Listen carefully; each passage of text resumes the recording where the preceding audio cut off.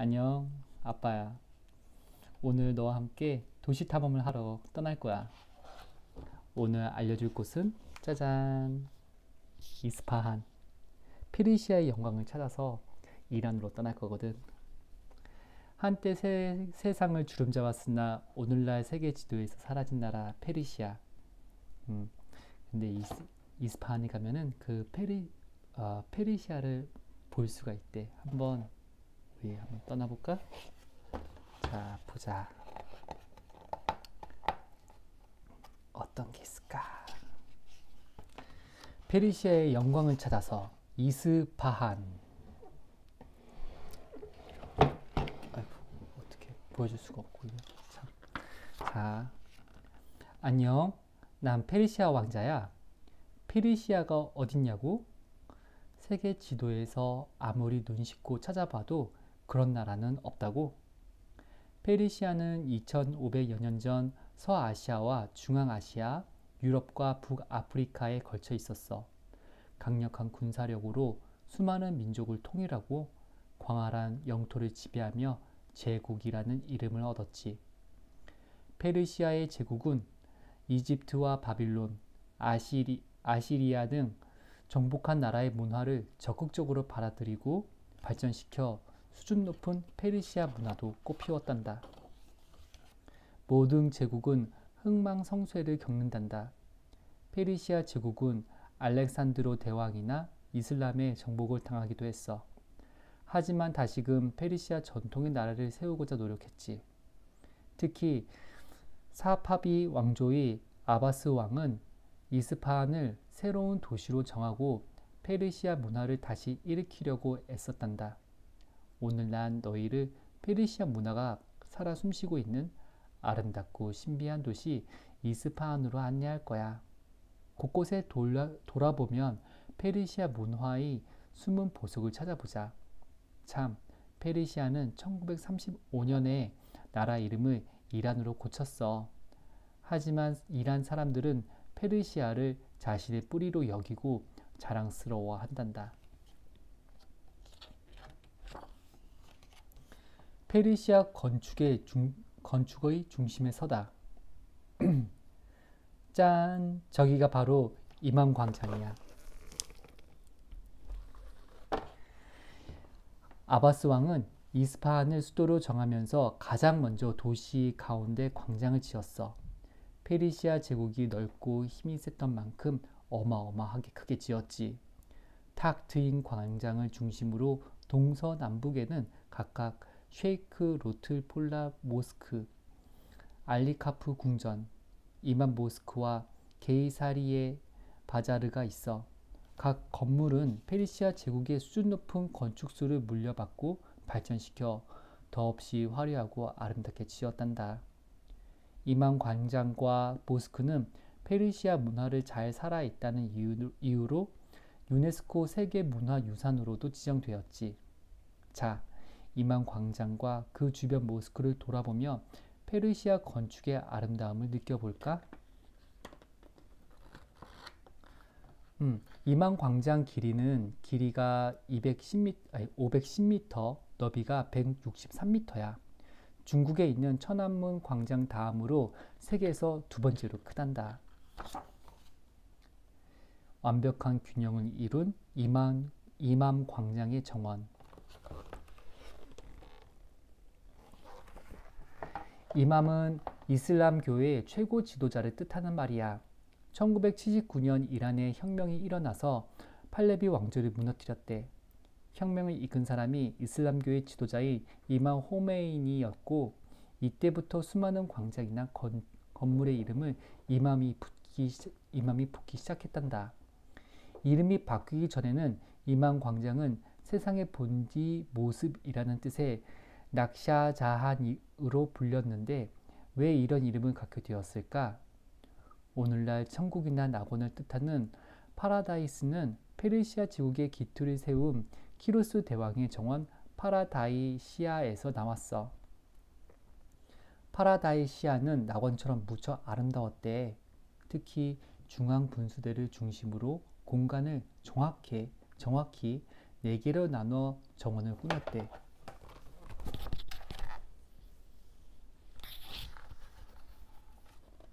특히 중앙 분수대를 중심으로 공간을 정확히 4개로 나눠 정원을 꾸몄지. 이처럼 대칭과 균형을 완벽하게 이루는 것이 페르시아 건축의 특징이란다. 당시 사람들은 대칭과 균형을 이룬 것이 세상에 처음 생겨났을 때의 모습과 같이 완벽한 아름다움을 표현한 것이라고 여겼거든. 이만 광장의 정원도 키루스 대왕의 정원처럼 분수대를 중심으로 반을 접었다 편듯이 대칭과 균형이 잘 맞아. 그래서 세상의 본디 모습을 잘 구현했다는 뜻에서 낙샤 자한이라고 이름을 붙인 거야. 그리고 또 하나, 프랑스 베르사유 궁전에 있는 오랑주리 정원이 있어. 이것도 페르시아식 정원을 본떠 만들었대.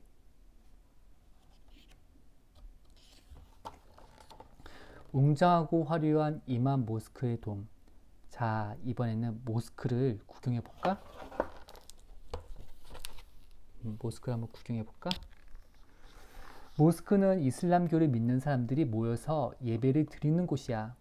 페르시아가 이슬람의 정복을 당한 뒤 조로아스터교를 믿던 많은 페르시아 사람이 이슬람교를 믿게 되었어. 그리고 페르시아의 뛰어난 건축술을 이용하여 멋지게 모스크도 지었지. 페르시아 건축의 특징과 아름다움이 가장 잘 드러나는 모스크는 이만 광장의 남쪽에 자리하고 있는 이만 모스크란다.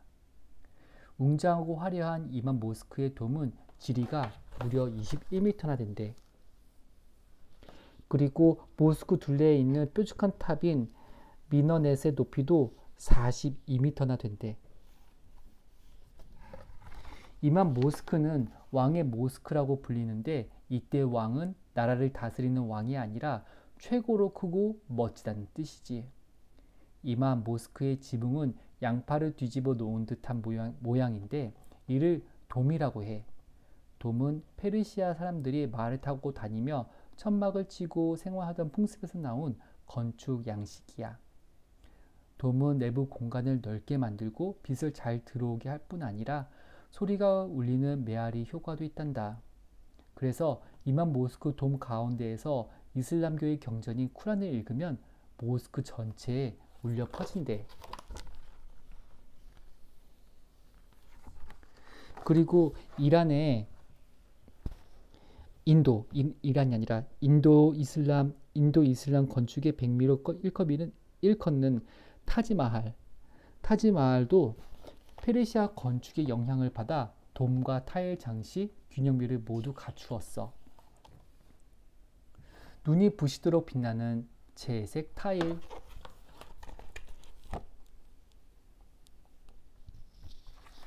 이만 모스크를 더 자세히 들여다보면 색을 칠한 타일이 촘촘히 붙어 있는 것을 알 수 있어. 이렇게 채색한 타일로 건물을 꾸미는 것도 페르시아 건축의 특징이야. 이만 모스크는 블루 모스크라고도 불리는데 왜 그런지 한눈에 봐도 알겠지? 눈이 부시도록 파란 타일들. 물이 귀한 사막에서 파란색은 생명 그 자체를 상징한단다. 물이 흐르면 식물이 자라기 마련이지. 타일의 모양은 꽃무늬나 덩굴 무늬와 같은 식물 모양을 본떴어. 무늬가 끝없이 반복되는 것은 생명이 끊이지 않고 계속되길 바라는 마음이 담겨 있지. 일찍이 페르시아에서는 열을 가해 구워내면 푸른빛을 띠는 코발트를 발견하고 타일이나 도자기를 만드는 데 사용했어. 게다가 이전에는 한 가지 색 타일을 따닥따닥 붙여 모양을 만들었는데 아바스 왕 시절에는 타일에 7가지 색깔을 직접 그려 구워내는 방법이 발명되어 더욱 세밀하고 화려하게 타일 장식을 할 수 있었대.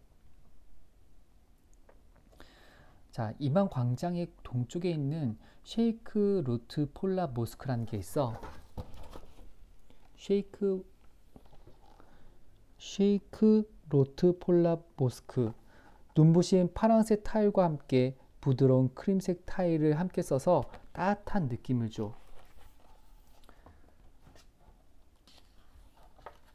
페르시아 왕의 문화 생활을 엿보다.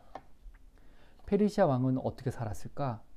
왕이 살았던 궁전을 둘러보면 그 궁금증이 조금 풀릴 거야. 아바스 왕은 이만 광장 서쪽에 알리카프 궁전을 지었어. 문화와 예술을 사랑했던 만큼 궁전을 멋진 그림으로 꾸미고 그곳에는 춤과 음악, 스포츠도 즐겼지. 알리카프 궁전은 외국 사신을 맞이하여 잔치를 베풀었던 영빈관 역할도 했어.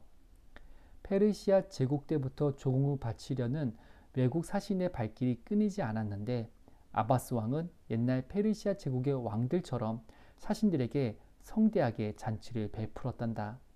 물론 잔치에는 춤과 음악이 빠지지 않았지. 자, 그럼 궁전 곳곳을 돌아보며 페르시아 왕의 문화 생활을 살짝 들여다볼까?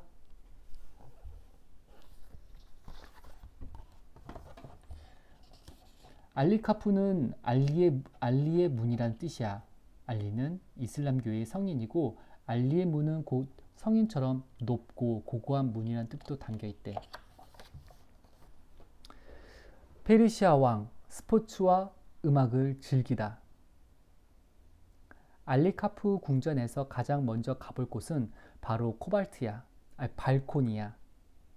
18개의 줄기둥이 늘어선 발코니에 서면 이만 광장이 한눈에 들어와. 아바스 왕은 외국 사신을 초대해 이곳에서 잔치를 벌였단다. 그리고 광장에서 열리는 초건 경기를 보며 즐거워하기도 했지. 근데 초건 경기가 뭐냐고? 말을 달리며 공을 쳐서 골대에 넣는 유럽에서 귀족들이 즐기던 폴로 경기가 바로 페르시아 건초야. 오늘날 이 모스크와 게이사리의 바자르 입구에는 400여 년 전 건초의 골대로 사용되었던 돌기둥이 남아있지. 아바스 왕은 스포츠뿐만 아니라 음악도 즐겼어. 알리카프 궁전의 6층에 음악 감상실이 따로 있을 정도였지. 음악 감상실의 벽과 천장에는 이란 전통 악기 모양으로 구멍을 뚫어 놓았어.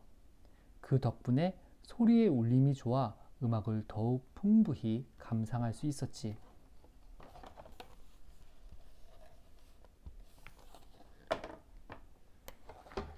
페르시아 왕, 세밀한 그림을 즐기다. 알리카프 궁전 벽면 곳곳에는 그림이 그려져 있어.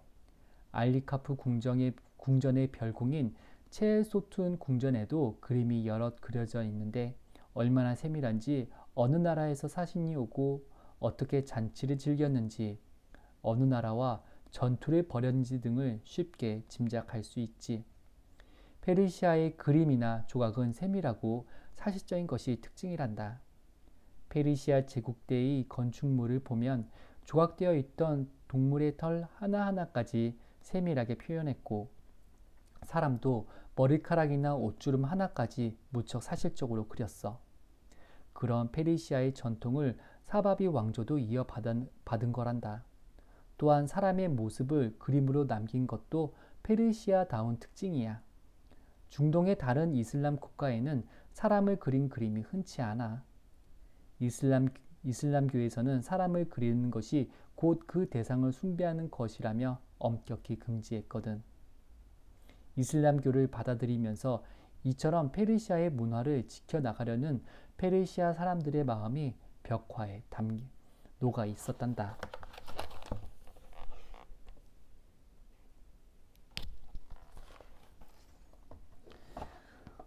체소툰 궁전의 벽화가 있는데 야바스 왕이 자신을 찾아온 이웃나라 왕과 사신들에게 잔치를 베풀고 있는 모습이야. 악공들은 갖가지 악기를 연주하고 무희들의 음악에 맞춰 춤을 추지. 그리고 무적 함대 페르시아를 담은 사자상이 있어. 페르시아 제국은 겨룰 만큼 적이 없을 정도로 힘이 세 무적 함대라 불렸지. 그리고 이를 닮은 동물의 제왕 사자를 건물 곳곳에 조각해 놓았어. 아바스 왕도 체소툰 궁전의 기둥과 연못 양쪽 돌기둥에 사자상을 조각해 놓았단다. 이번 광장 북쪽에 있는 게이사리의 바자르는 햇볕이 강하고 더운 한낮보다 신선한 저녁 때 더 많이 붐벼.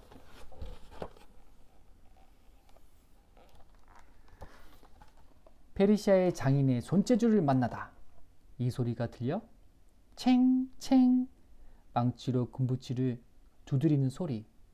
여기는 바로 페르시아 장인들이 만든 뛰어난 수공예품을 두루 구경할 수 있는 게이사리에 잡아 바자를 한다. 바자르라는 말은 페르시아어로 시장이라는 뜻이야. 어디서 많이 들어본 말이라고?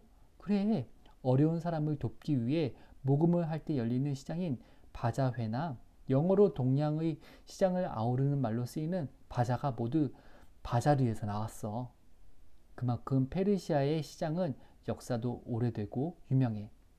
낙타 뼈로 만든 액자나 보석함, 페르시아 양탄자, 금이나 은, 구리로 만든 세공품 등 수공예품도 가득하지. 특히 수공예품을 만드는 작업장도 함께 있어. 장인들의 뛰어난 손재주도 직접 볼 수 있지. 빛나는 정교함 페르시아의 공예품. 페르시아의 제국은 황금의 나라라고 불렸어. 알렉산드로 대왕이 페르시아 제국의 수도 페르세폴리스를 정복했을 때 황금 보물을 옮기는 데만 2만 마리가 넘는 가축이 동원되었을 정도라니 그 양이 얼마나 어마어마했을지 상상할 수 있겠지? 페르시아 제국의 금속 세공품들은 매우 정교했어. 특히 페르시아 제국에 정복당한 민족 중 하나인 메디아인들은 금을 다루는 재주가 아주 좋았고 그들의 문화를 포용한 페르시아는 금속 공예를 꽃피울 수 있었지.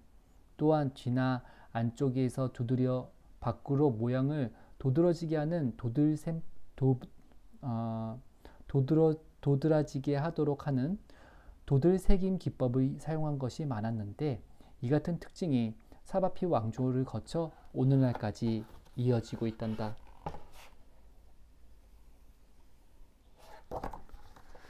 도자기나 페르시아 장인의 손재주를 느낄 수 있는 공예품이야. 이미 이만 모스크나 세이크 로트폴로 모스크에서 봐서 알 수 있겠지만 페르시아 사람들은 타일이나 도자기에 정교하게 무늬나 그림을 그려 놓았단다. 또 저온에서 구워내면 깊이 있는 푸른빛을 내는 코발트가 중국을 거쳐 우리나라에 전해지면서 조선시대에 청화백자가 꽃피우게 되었지.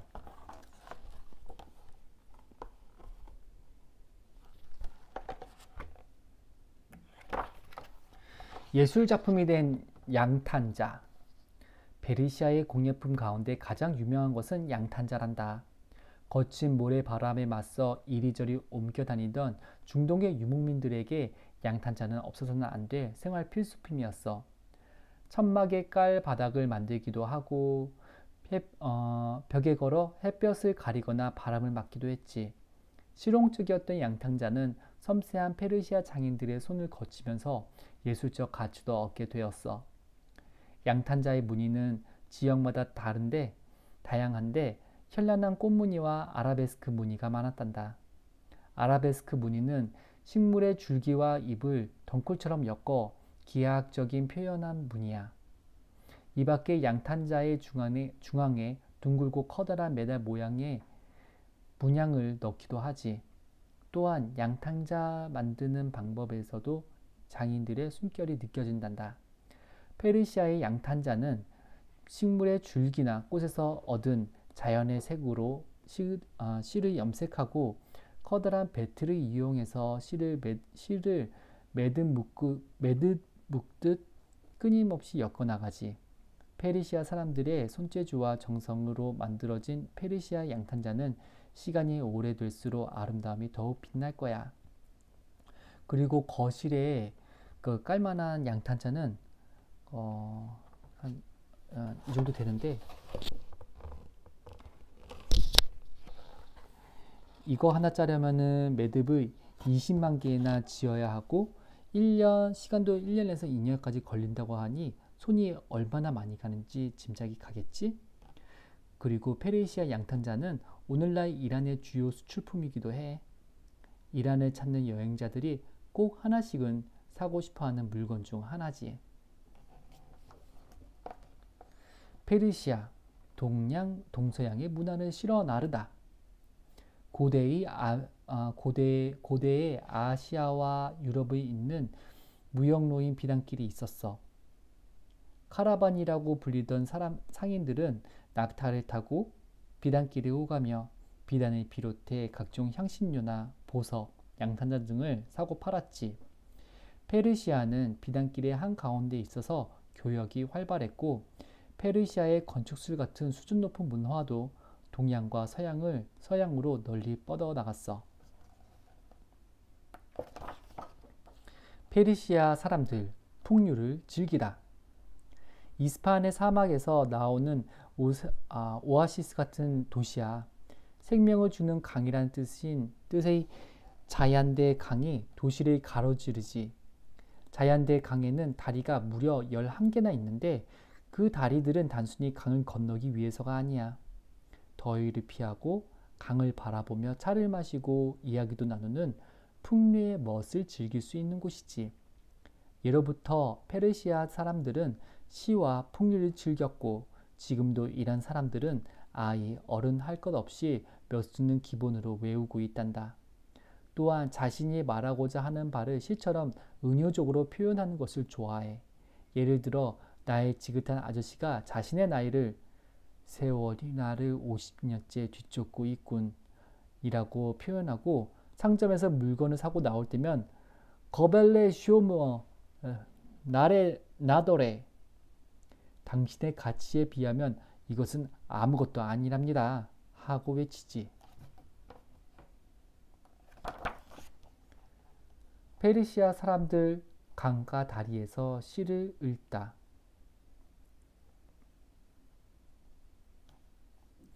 11개의 다리 가운데 사람들이 가장 많이 찾는 다리는 카주 다리야. 카주 다리는 400년쯤에 지어졌어. 2층으로 되어 있는데 아래층은 사람이 지나다니는 통로와 앉아서 쉴 만한 계단이 있어. 위층은 말과 마차가 다닐 정도로 넓게 만들었고 다리의 가운데에는 발코니가 있지. 발코니에는 페르시아의 왕과 신하들이 뱃놀이를 구경하며 잔치를 즐기기도 했단다.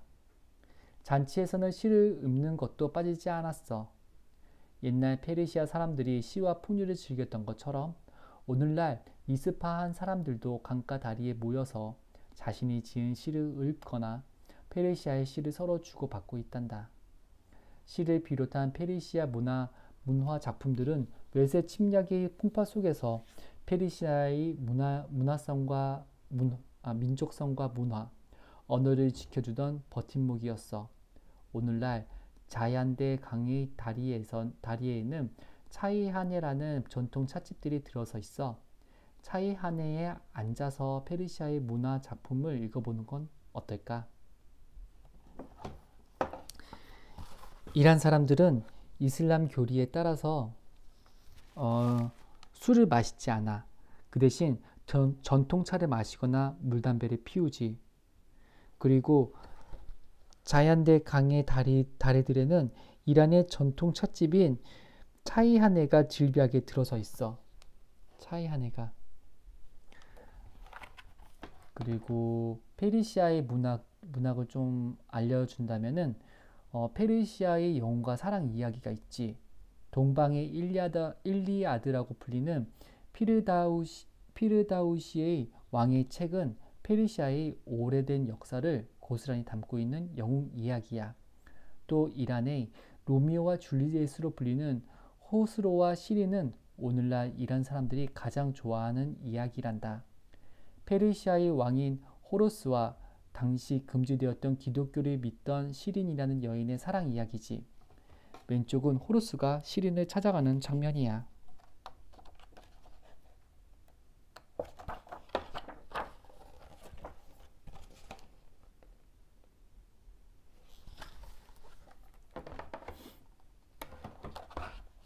아쉽게도 이제는 여행을 마칠 시간이야. 마지막으로 구경거리는 이스파한의 멋진 야경이야. 이란 사람들은 이스파한을 이란의 보석이라고 해. 특히 밤에 만난 이스파한은 낮보다 훨씬 더 아름답고 신비롭단다. 집에 돌아가더라도 페르시아를 잊지 말아줘. 비록 페르시아란 나라 이름은 오랜 세월과 역사 속에 사라졌지만 페르시아의 문화는 여전히 세상 곳곳에서 아름다움을 뽐내고 사람들의 삶을 풍요롭게 만들고 있단다. 호더 내갸 흐더르 신이 늘 지켜주기를. 안녕.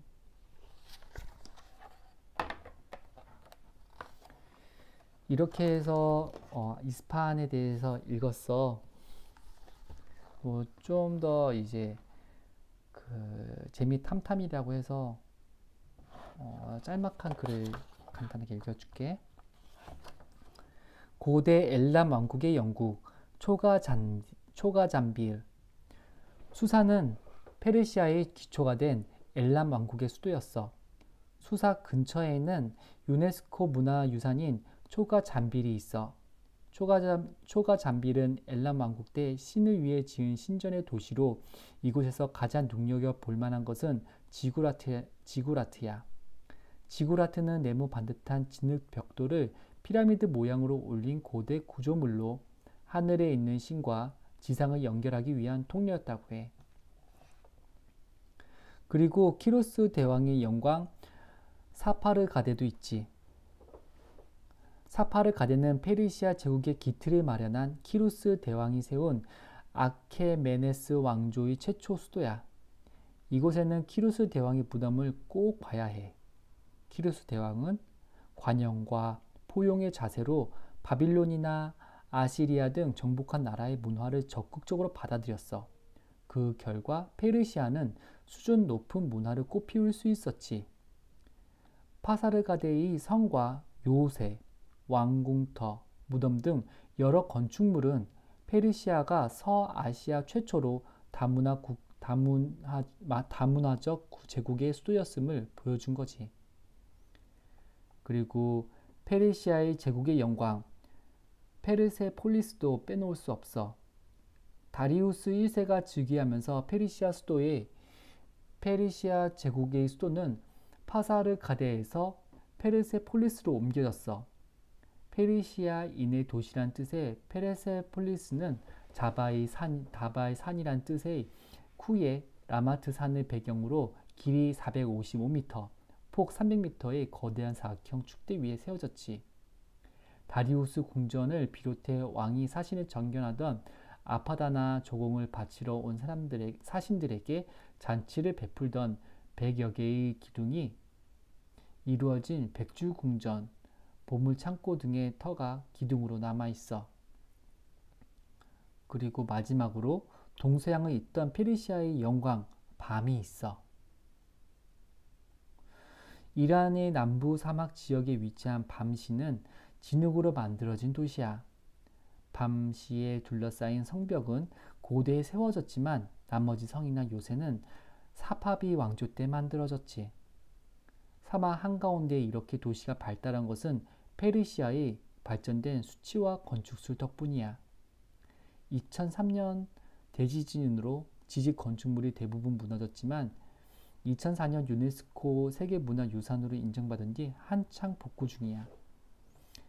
밤시는 7세기부터 11세기까지 동서양을 이어주던 무역의 중심지로 전성기를 누렸고 특히 실크나 면 등 섬유 제품의 무역이 활발했어.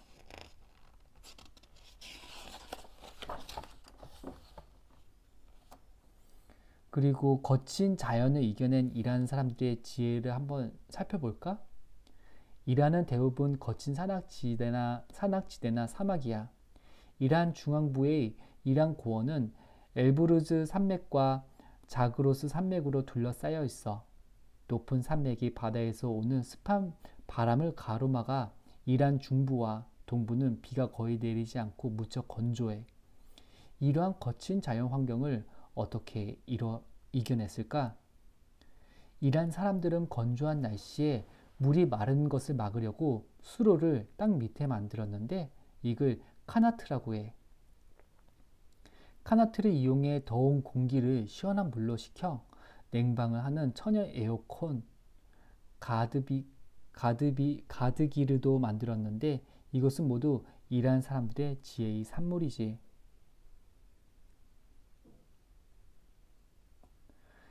이란 이슬람 공화국이 되다.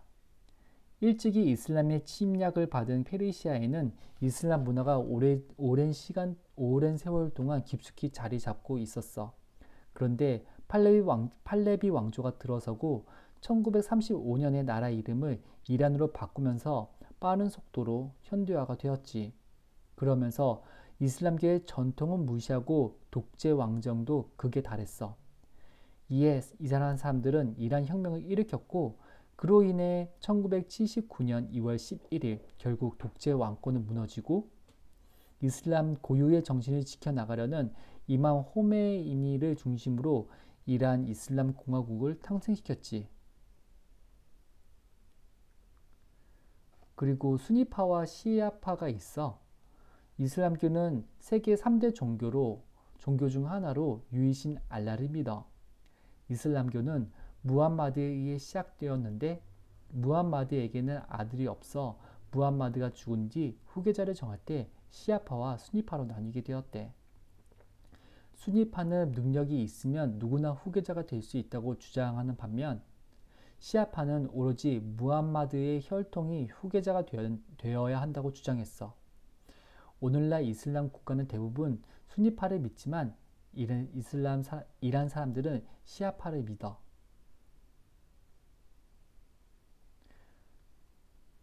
페르시아 전통이 살아있는 설날, 노루즈.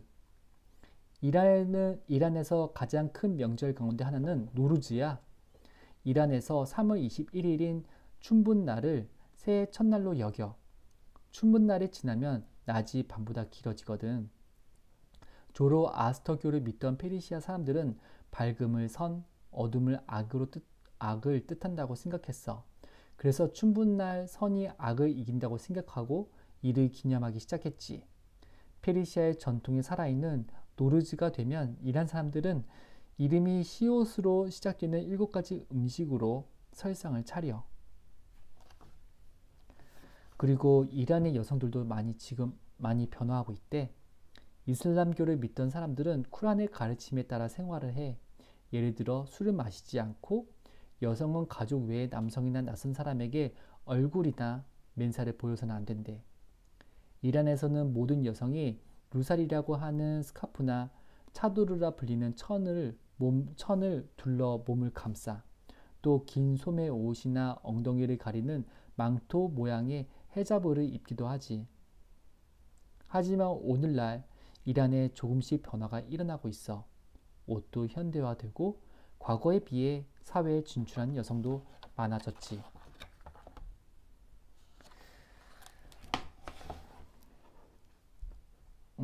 이스파한에 대해서 오늘 읽었는데 어땠어?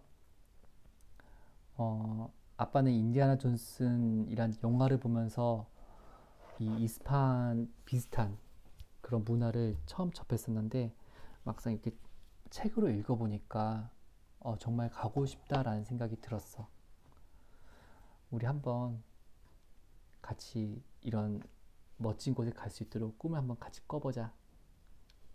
오늘도 잘 자고 다음에 다시 다른 책으로 아빠가 준비해서 나올게. 사랑해. 안녕.